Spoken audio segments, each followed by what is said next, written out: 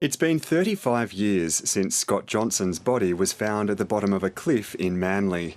Initially ruled a suicide by police, some suspected it was a gay hate crime. Scott Johnson's brother has been pushing for justice ever since, a period that's involved an extraordinary 3 coronial inquests. Might be the most emotional moment yet.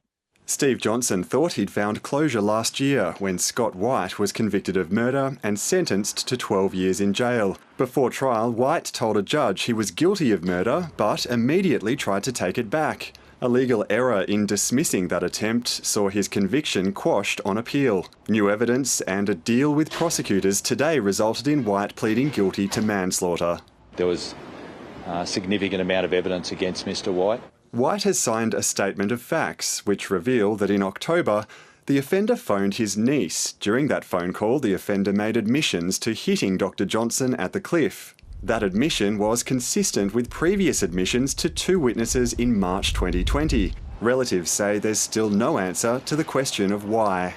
I'll always hope that someday he'll find it in his heart to maybe tell us a little bit more about why he was there with my brother and what his intention was. When asked by the judge, Scott White agreed that he understood he was accepting legal responsibility for the death, but not the murder. He'll be sentenced in June.